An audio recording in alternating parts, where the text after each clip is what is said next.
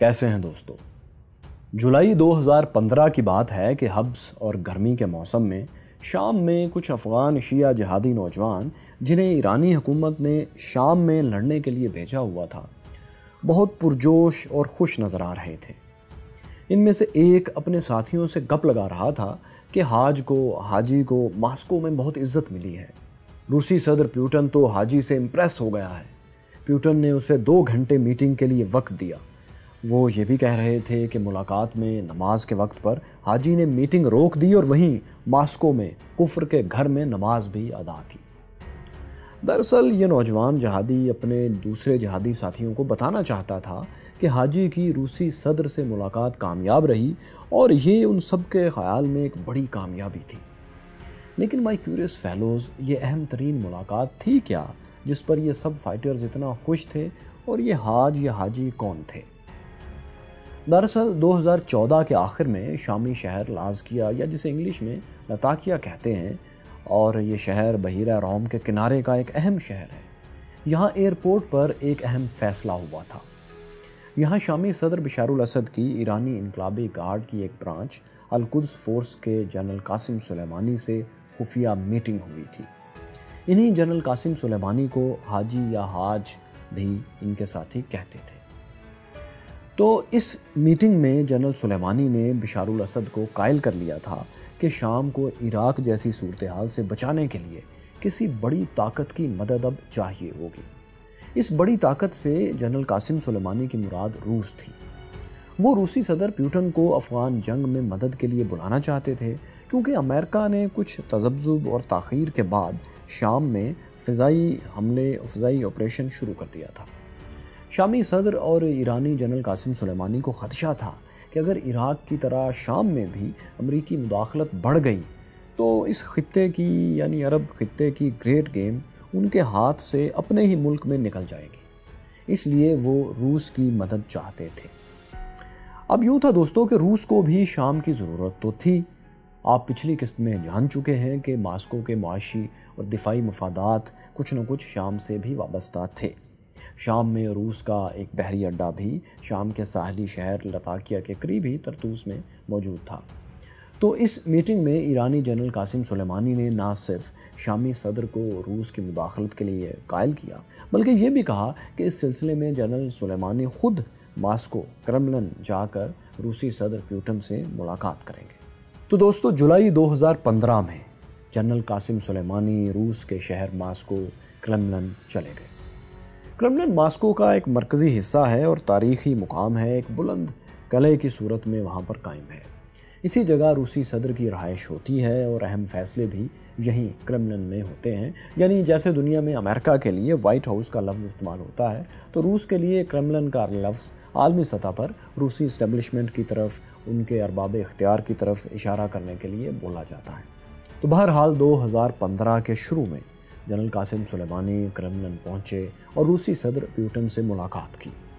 یہ ملاقات واقعی طویل تھی اور اس میں جنرل سلیمانی روسی صدر کو قائل کرنے میں بھی کامیاب رہے۔ اب ظاہر ہے دوستو، روسی صدر صرف ایک شخص کی باتوں سے تو کنونس ہو کر اتنا بڑا فیصلہ نہیں کر سکتے تھے، مگر آپ جانتے ہیں کہ جنرل قاسم سلیمانی جو بھی بات کر رہے تھے اس کے پیچھے ایران اور شام دونوں حکومتوں کی سپورٹ بہرحال تھی۔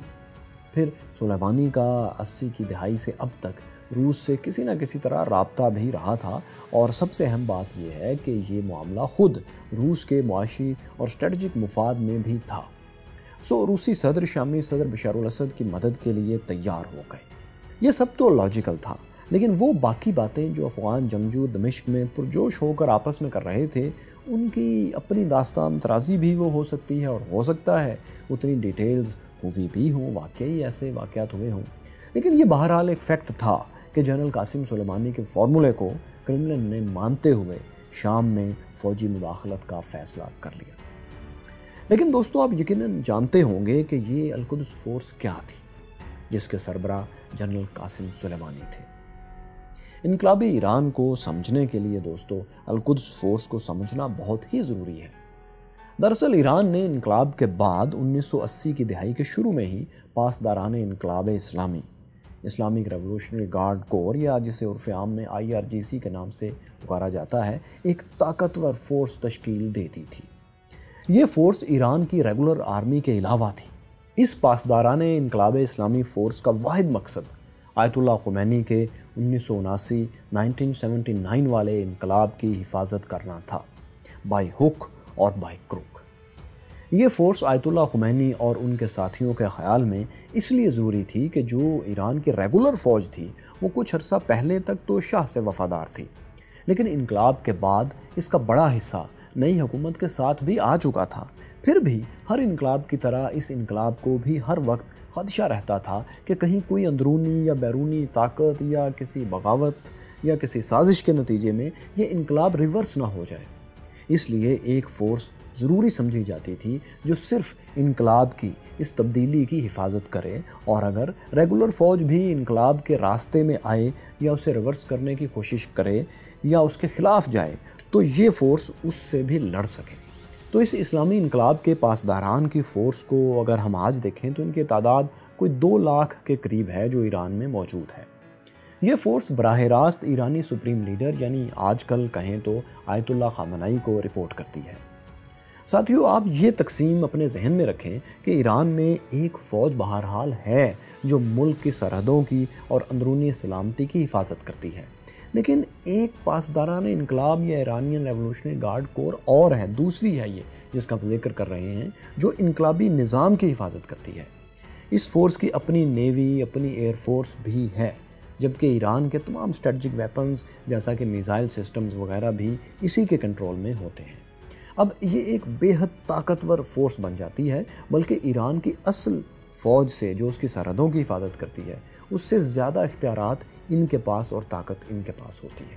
اور صرف فوج ہی کیوں دوستو، ایران کے ہر بزنس مین سے زیادہ طاقتور بزنس گروپ بھی یہی فورس ہے، کیونکہ IRGC نے سیکیورٹی ایجنسی ہوتے ہوئے بھی بہت سے بزنس وینچرز کھول رکھے ہیں۔ مثال کے طور پر ایران کی سب سے بڑی انجینئرنگ کمپنی کا نام خاتم الانبیاء ہے۔ خاتم الانبیاء کے نام کے تحت پاسدارانہ انقلاب یعنی IRGC اربوں ڈالرز کے ٹھیکے لیتی ہے اور ملک میں سڑکوں سے لے کر پل اور پورٹس تک کی تعمیرات یہی کرواتے ہیں۔ اس کے علاوہ آئل اینڈ گیس سیکٹر میں بھی پاسدارانہ انقلاب ہی کی سب سے بڑی انویسٹمنٹ ملک میں ہے، اور سب سے زیادہ آئل اینڈ گیس میں بھی یہی لوگ بزنس کرتے ہیں، یہی ادارہ بزنس کرتا ہے، ایک سیکیورٹی ایجنسی ہوتے ہوئے بھی۔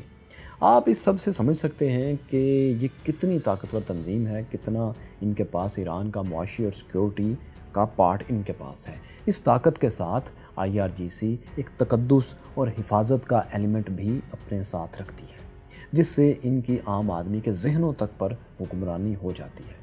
آپ اسے ایرانی اسٹیبلشمنٹ بھی کہہ لیں تو غلط نہ ہوگا، ہو سکتا ہے آپ ٹھیک ہوں، I cannot say۔ خیر دوستو، ہم یہ سب کچھ آپ کو جنرل قاسم سلیمانی کی پوزیشن سمجھانے کے لیے بتا رہے ہیں۔ تو اسی پاسدارانہ انقلاب کے نیچے 4 مزید شعبے ہیں، جن میں سے سب سے اہم شعبہ القدس فورس ہے۔ یہ القدس فورس ایران کی سرزمین سے باہر ایرانی مفادات کے تحفظ کے لیے فوجی کارروائیاں اور خفیہ معلومات کے حصول کے لیے مختلف طرح کے مشکل آپریشنز انجام دیتی ہے۔ مثال کے طور پر ایران نے لبنان میں اپنی حامی ملیشیا حزب اللہ کو قائم کرنا ہو یا تربیت دینا ہو، یمن میں حوثی باغیوں کی مبینہ طور پر مدد کرنا ہو، عراق یا شام میں امریکہ یا داعش سے لڑنا ہو، افغانستان میں اپنے جنگجو گروپس کو سپورٹ کرنا ہو، تو یہ سارے کام ایران اسی القدس فورس سے لیتا ہے۔ اس فورس کا چونکہ عالمی ایجنڈا ہوتا ہے، اس لیے ان کی ان دوسرے ممالک سے جن کے بھی عالمی یا علاقائی ایجنڈے ہوتے ہیں ان سے مسلسل خفیہ لڑائیاں اور پروکسیز وغیرہ، وارز وغیرہ، پروکسی جنگیں چلتی رہتی ہیں، خاص طور پر سعودی عرب، امریکہ اور اسرائیل سے۔ اس فورس کو براہ راست ایرانی انقلاب کی حفاظت کرنے اور ایران کو لیڈ کرنے والا سب سے بڑا دفتر یعنی ایرانی سپریم لیڈر کا آفس کنٹرول کرتا ہے۔ مطلب القدس فورس آیت اللہ خامنائی کو جواب دہ ہوتے ہیں براہ راست۔ دوستو، اب مسلم کولڈ وار کی سیریز یقیناً شروع سے دیکھ رہے ہیں تو آپ جان چکے ہوں گے کہ کوئی انقلاب بھی آئسولیشن میں، تنہائی میں قائم نہیں رہ سکتا۔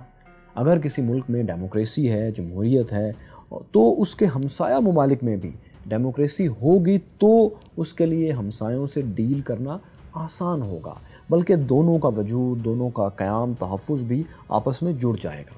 یہی وجہ ہے کہ بادشاہتوں کے درمیان ڈیموکریسی اور ڈیموکریسیز کے درمیان بادشاہتیں اکثر غیر متوازن ہو جاتی ہیں۔ تو ایران میں انقلاب کے بعد جو نئی حکومت آیت اللہ خمینی نے تشکیل دی تھی وہ ایک نیا سسٹم تھا، نہ وہ ڈیموکریسی تھی نہ بادشاہت تھی۔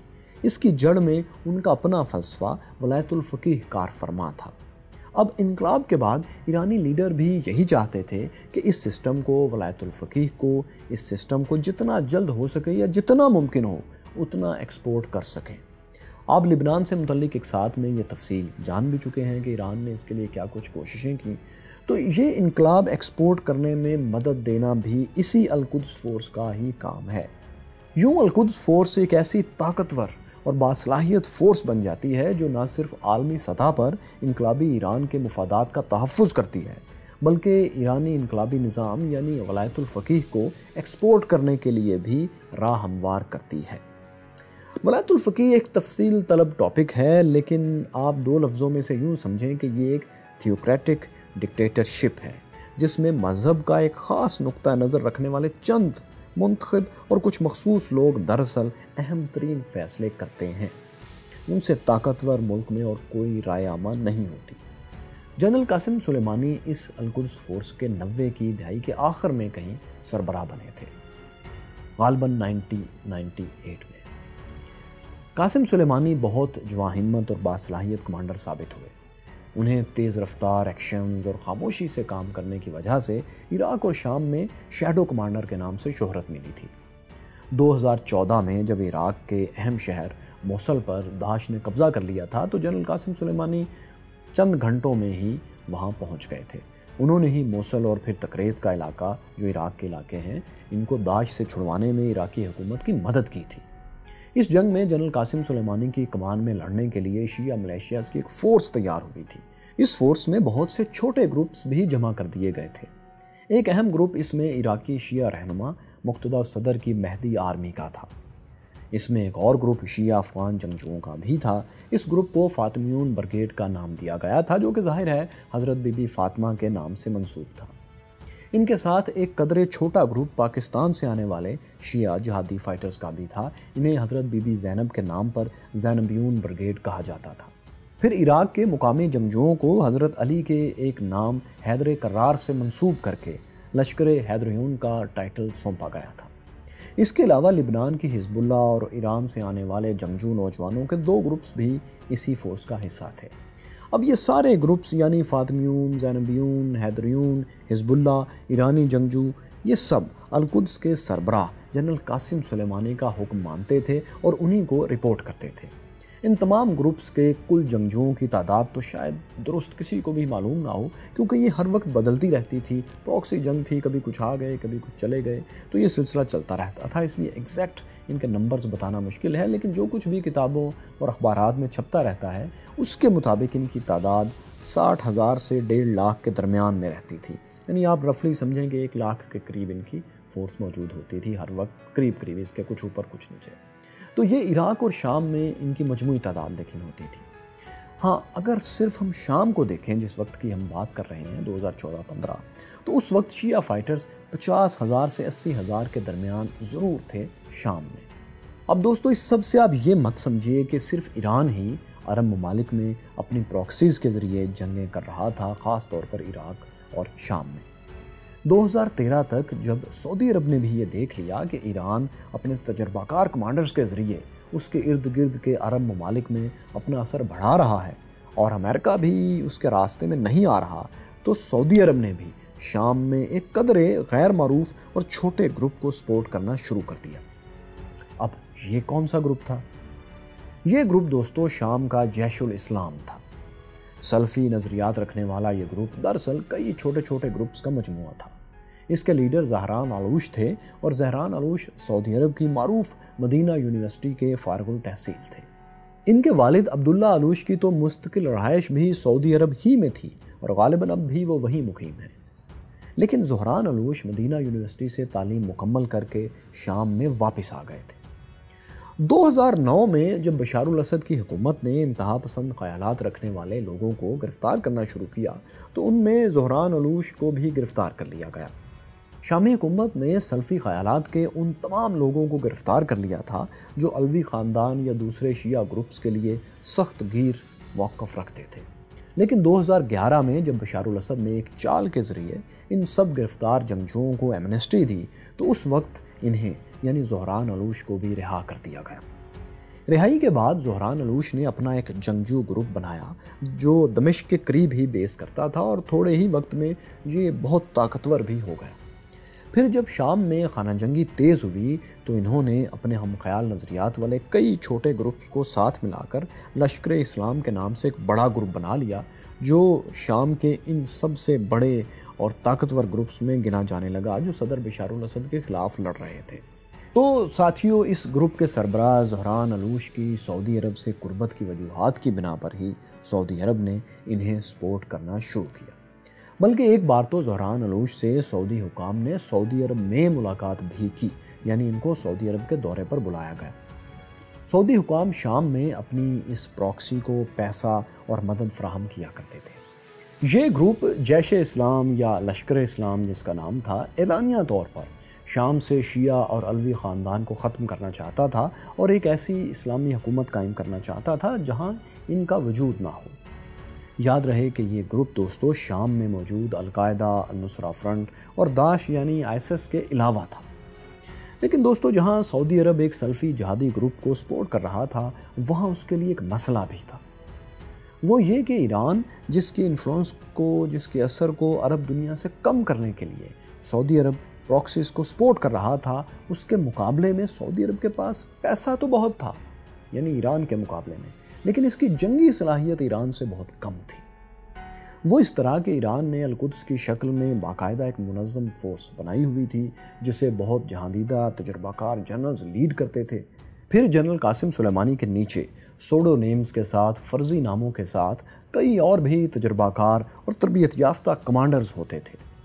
یہ سب بھی جنرل قاسم سلیمانی کی کمان میں مختلف جگہوں پر مختلف گروپس کو جیسا کہ زینبیون، فاطمیون، حیدریون، حزب اللہ وغیرہ کو منظم طریقے سے لڑاتے تھے۔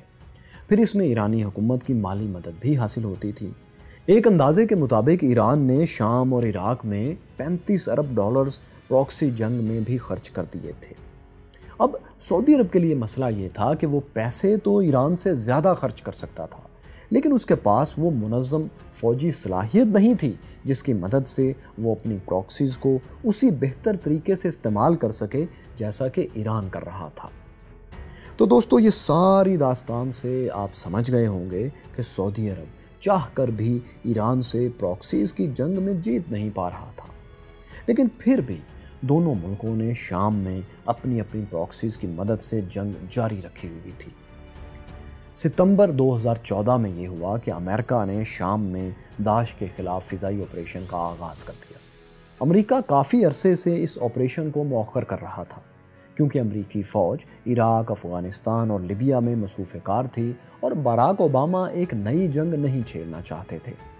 یہاں تک کہ جب صدر اوباما کی وارننگ کے باوجود شامی صدر بشار الاسد نے اپنے ہی لوگوں پر کیمیکل ویپنز کے حملے شروع کیے اور 1000 کے قریب شامی شہری مارے گئے، تو بھی اوباما نے کانگریس سے منظوری کے بہانے شام پر فضائی حملوں کو ٹال دیا تھا۔ لیکن پھر 2014 میں جب داعش کا جو حملے ہیں یہ پھیلتے ہوئے دریائے فرات کے کنارے عراقی شہر فلوجہ سے لے کر شام میں ترکی کے بارڈر پر واقع کرد قصبے کبانی تک پہنچے تو امریکہ حرکت میں آیا۔ اس نے 5 عرب اسٹیٹس کے ساتھ مل کر داعش کے علاقوں پر حملے شروع کر دیے۔ ان حملوں میں امریکہ کے ساتھ سعودی عرب، متحدہ عرب امارات، قطر، اردن اور بحرین کے طیارے بھی شامل تھے۔ دراصل امریکہ نے داعش کے خاتمے کے لیے ایک ملٹی کولیشن بنا لیا تھا جس میں 14 سے زیادہ ممالک شامل تھے۔ پاکستان بھی ان میں تھا، لیکن اس نے کسی حملے میں بہرحال حصہ نہیں لیا تھا۔ اس کولیشن نے داعش کے ٹھکانوں پر بمباری شروع کر دی اور زمین پر داعش کے مخالفین کو ایک کور فائر ملنے لگا۔ یہ ایک عجیب طرح کا کولیشن تھا دوستو، جس میں امریکہ اور ایران جو ایک دوسرے کے بڑے دشمن ہیں، ایک دوسرے کے ساتھ یوں ملے ہوئے تھے کہ ٹرنچز میں، خندقوں میں ایرانی بیکڈ فورسز بھی ہوتی تھیں اور اوپر سے امریکی طیارے داعش پر گولے برساتے تھے، جس سے زمینی ملیشیاز کو، جس میں اکثر ایرانی ملیشیاز ہوتی تھیں، ان کو مدد ملتی تھی۔ داعش کے خلاف امریکی حملوں میں سعودی عرب اور اماراتی فائٹر جیٹس بھی کچھ دیر کے لیے شریک ہوئے تھے۔ اس طرح ماضی کی یہ واحد جنگ بن گئی دوستو، جس میں سعودی عرب اور امریکہ ایران کے مخالف ہونے کے باوجود ایک دوسرے کے ساتھ مل کر ایک دشمن کے خلاف لڑے۔ آپ کے لیے دوستو یہ جاننا دلچسپی کا باعث ہوگا کہ داعش کے خلاف اس جنگ میں موجودہ سعودی بادشاہ شاہ سلمان بن عبدالعزیز کے ایک بیٹے پرنس خالد بن سلمان بھی تھوڑی دیر کے لیے شریک ہوئے تھے۔ انہوں نے بطور جنگی پائلٹ اس جنگ میں حصہ لیا تھا۔ یہ جنگ دراصل عراقی شہر موصل سے شام کے اندر تک الرقہ سے آگے حلب، جسے انگلش میں الیپو کہا جاتا ہے، وہاں تک پھیلی ہوئی تھی۔ اس کا ایک سرا ترکی کے بارڈر تک بھی جاتا تھا، کیونکہ داعش نے جس علاقے کو اپنی خلافت ڈکلیئر کیا تھا اس کے دو اہم مرکز تھے، ایک عراقی شہر موصل اور دوسرا شام کا شہر رقہ۔ اس کے درمیان کا سارا علاقہ اور کچھ دوسرے علاقے ٹکڑوں میں ان کے قبضے میں عارضی طور پر آ گئے تھے، اور یہی انہوں نے اپنے تئیں ایک خلافت قائم کر دی تھی۔ آپ یہ پوری کہانی پچھلے ویلاگ نمبر 38 میں دیکھ چکے ہیں۔ تو دوستو، جب امریکہ نے روس کے آنے سے بہت پہلے شام میں داعش کے ٹھکانوں پر بمباری شروع کر دی، تو اب یہ وہ جگہ تھی جہاں دہائیوں کے دشمن ایران کو امریکہ کی حمایت کی ضرورت پڑ گئی۔ القدس فورس کے جنرل قاسم سلیمانی 80 کی دہائی سے اس عرب ریجن میں متحرک تھے۔ اسی طرح داعش کے خلاف بھی کافی عرصے سے شیعہ جنگجوؤں کی قیادت وہ کر رہے تھے۔ انہوں نے جب یہ دیکھا کہ امریکہ ایک بڑے پلیئر کے طور پر اس میدان میں کود چکا ہے، تو انہوں نے زیادہ سے زیادہ یہ دکھانے کی کوششیں شروع کر دیں کہ وہ بھی داعش کو ختم کرنے کے لیے امریکہ ہی کی طرح پرعزم ہیں۔ اصل میں بات یہ تھی کہ دوستو، ایران کو بھی امریکہ کی ضرورت پڑ چکی تھی۔ آپ کو یقیناً یاد ہوگا کہ یہ 2014 اور 15 کے وہی دن تھے جب امریکہ اور ایران میں نیوکلیئر ڈیل پر بات چیت چل رہی تھی۔ ایرانی وزیر خارجہ جواد ظریف اور امریکی وزیر خارجہ جان کیری کی عالمی فورمز پر کچھ ملاقاتیں اور چند مسکراہٹوں کا تبادلہ بھی میڈیا کی زینت بنا تھا۔ ایران کی معاشی صورتحال عوامی سطح پر بہت خراب ہو چکی تھی، اور امریکی صدر اس بات کا فائدہ اٹھا کر ایران کو کسی نیوکلیئر ڈیل پر راضی کرنا چاہتے تھے۔ ایران شام اور عراق میں امریکہ کی ضرورت دیکھتے ہوئے اپنی معاشی پابندیوں کو نرم کروانا چاہتا تھا۔ دونوں میں مذاکرات ہوئے، اور آپ جانتے ہیں کہ اس کے نتیجے میں ایران اور امریکہ ایک ڈیل پر بھی پہنچ گئے تھے، جسے ایرانی عوام نے بھی بہت سیلیبریٹ کیا تھا۔ تو خیر، بتانے کا مقصد یہ کہ اس ڈیل کی بات چیت کے دوران داعش کے خلاف جنگ میں اچانک جنرل قاسم سلیمانی کی تصاویر وائرل ہونے لگی۔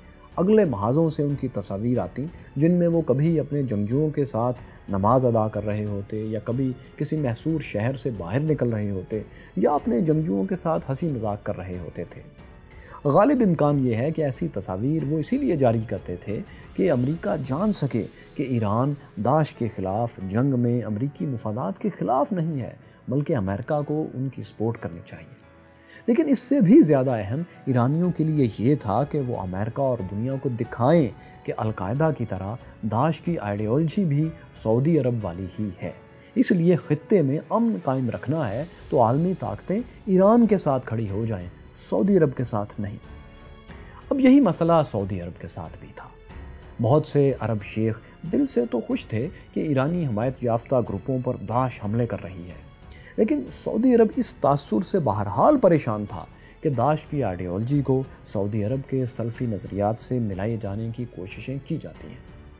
اب اس کا ایک بیک گراؤنڈ بھی تھا کہ جیسے داعش اپنے زیر اثر علاقوں جیسا کہ رقہ اور پالمیرا وغیرہ سے تاریخی آثار اور مزارات گرا رہی تھی، ویسے ہی سعودی عرب کے قیام کے وقت سعودی حکمرانوں نے بھی مکہ، مدینہ اور جدہ میں مزارات اور قبروں کو مسمار کر دیا تھا۔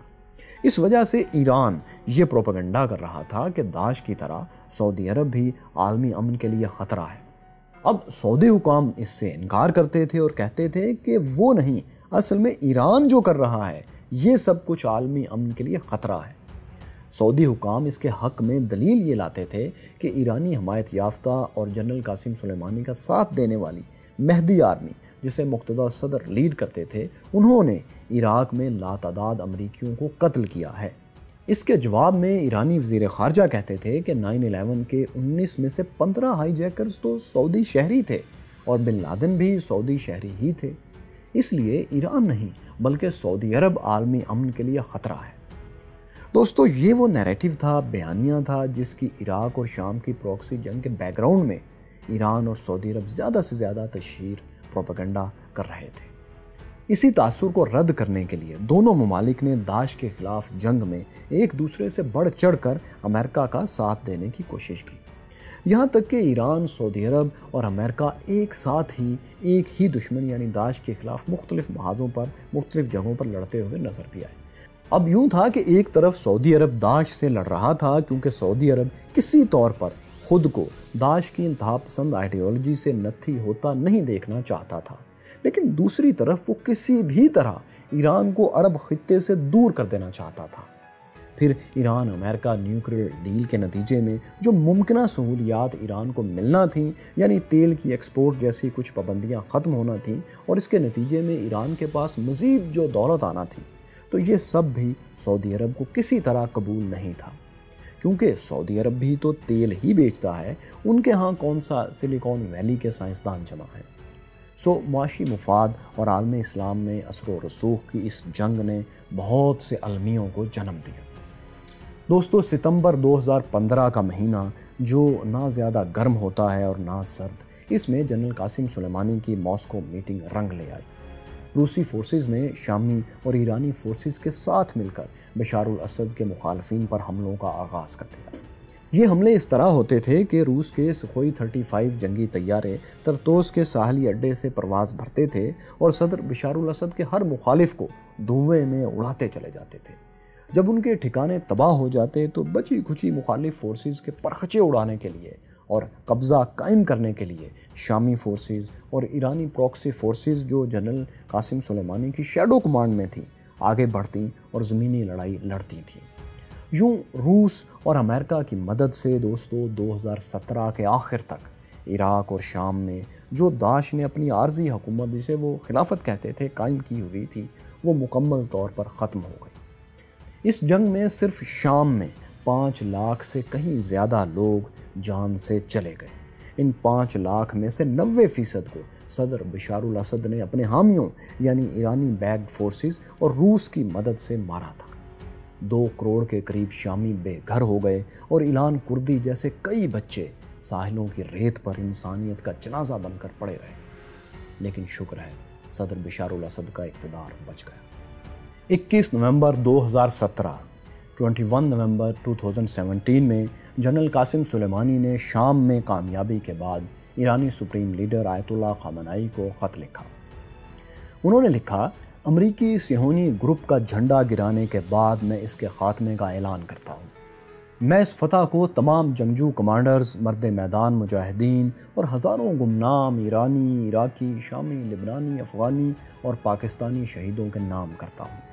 وہ شہید جو مزارات کی حفاظت کرتے ہوئے مارے گئے یا زخمی ہوئے، فقط آپ کا بیٹا اور سپاہی۔ قاسم سلیمانی کے اس خط سے بہت پہلے دوستو جولائی 2015 میں امریکہ ایران نیوکلیئر ڈیل ہو چکی تھی، لیکن اس ڈیل کی گفتگو کے پہلے دن سے سعودی عرب امریکہ سے ناخوش تھا۔ پھر ستمبر 2014 میں سعودی عرب کے ہمسائے ملک یعنی یمن میں عالمی حمایت یافتہ حکومت کو حوثی باغیوں نے گرا کر صنعاء دارالحکومت پر قبضہ کر لیا۔ یہ صورتحال سعودی عرب کے لیے ناقابل یقین اور ناقابل قبول تھی، کیونکہ حوثی باغی شیعہ سب سیکٹ زیدی گروپ سے تعلق رکھتے تھے۔ سعودی عرب نے ایران اور ایرانی بیکڈ حزب اللہ پر ان حوثی باغیوں کی مدد کا الزام لگایا۔ اس دوران ایسی خبریں بھی آنے لگیں کہ ایرانی سیاستدان 4 عرب کیپٹلز پر قبضے کا دعویٰ کر رہے ہیں، یعنی عراق میں بغداد، شام میں دمشق، لبنان میں بیروت اور اب یمن میں یعنی یمن کے دارالحکومت صنعاء میں ایرانی اثر و رسوخ والی حکومتیں آ چکی تھیں۔ بظاہر ان تمام مہمات کو، ان کیمپینز کو جنرل قاسم سلیمانی کسی نہ کسی طرح اسسٹ یا کمان کر رہے تھے، ایسا سمجھا جاتا ہے، ایسا کہا جاتا ہے۔ یہ وہ صورتحال تھی دوستو جس میں پرنس محمد بن سلمان MBS جو کہ آج سعودی عرب کے ڈیفیکٹو حکمران ہیں، ان کا کردار شروع ہوتا ہے۔ جب یہ واقعہ ہوا یعنی یمن کے دارالحکومت صنعاء پر قبضہ ہوا تو MBS کے والد کرون پرنس یعنی ولی عہد تھے، ان کے پاس دفاع کا محکمہ تھا اور ان کے بیٹے پرنس محمد بن سلمان MBS دفاعی معاون تھے۔ اب یہ دونوں اس وقت کے سعودی بادشاہ شاہ عبداللہ کو کمزور حکمران سمجھتے تھے، لیکن بادشاہ کی موجودگی میں کراؤن پرنس اور MBS کچھ کر نہیں سکتے تھے۔ پھر قسمت کی چال دیکھیے کہ یمن کے دارالحکومت صنعا پر قبضے کے صرف 4 ماہ بعد شاہ عبداللہ چل بسے۔ ان کی جگہ کراؤن پرنس سلمان بن عبدالعزیز سعودی عرب کے بادشاہ بنے اور ان کا بیٹا MBS وزیر دفاع۔ MBS نے اپنے تئیں سابق بادشاہ شاہ عبداللہ کی غلطی کو درست کرنے کے لیے ایک تاریخی پلان بنایا۔ اس پلان کا مرکزی نقطہ ایران کو سبق سکھانا تھا اور اس کی پراکسیز کو بیک فٹ پر ڈالنا تھا۔ اس جنگ میں MBS کا ساتھ کس نے دیا اور کس نے نہیں دیا؟ MBS آل پاورفل سعودی عرب میں کیسے ہو گئے؟ ویسے یہ پلان تھا کیا اور کیا یہ کامیاب رہا؟ یمن میں ایران اور سعودی عرب کی جنگ نے کن نئے خوفناک المیوں کو جنم دیا؟ اس سب پر دوستو اگلے ویلاگ میں ہم ضرور بات کریں گے، آپ ضرور دیکھیے گا۔ اور ہاں، کچھ دوست ایران اور سعودی عرب کی اس پراکسی جنگ کو غیر یقینی سے دیکھ رہے ہیں اور یہ سمجھتے ہیں کہ شاید جو کچھ ہم کہہ رہے ہیں یہ کسی خفیہ جنگ کا حصہ ہے۔ ان سب کے لیے اور ایسے دوستوں کے لیے ہم اس سلسلے کے آخری حصے میں ایک ویڈیو بنائیں گے جو 2-3 ایپیسوڈ کے بعد آ جائے گی، جس میں ایرانی اور سعودی اعلیٰ ترین حکام کے ساؤنڈ بائٹس اور ویڈیوز موجود ہوں گی، جن میں آپ دیکھ سکیں گے کہ یہ لوگ ان پراکسیز کا، ان جنگوں کا جو یہ اپنے ملک سے باہر ایک دوسرے کے خلاف لڑ رہے ہیں، ان کا اعتراف کر رہے ہیں اور بغیر کسی اگر مگر چونکہ چنانچہ کے کر رہے ہیں۔ جنرل قاسم سلیمانی کو امریکہ نے کیوں مارا، ترکی اسلامی سرد جنگ میں کیسے کودا، ابو بکر بغدادی کا کیا ہوا، یہ سب کچھ آپ اگلی 2-3 ایک ساتھ میں دیکھ لیں گے، جس کے بعد آپ کو یہ والے پروفز کی ویڈیوز بھی آپ کو ہم دکھائیں گے۔ یہ سیریز مس نہ کیجیے گا، اور اگر آپ نے یہ مسلم دنیا کی آپسی سرد جنگ کی کہانی شروع سے نہیں دیکھی تو دوستو یہاں کلک کر لیجیے۔ یہاں دیکھیے صدام حسین نے ایران پر حملہ کیوں کیا، اور یہاں جانیے اس جیل کی کہانی جہاں داعش پیدا ہوئی۔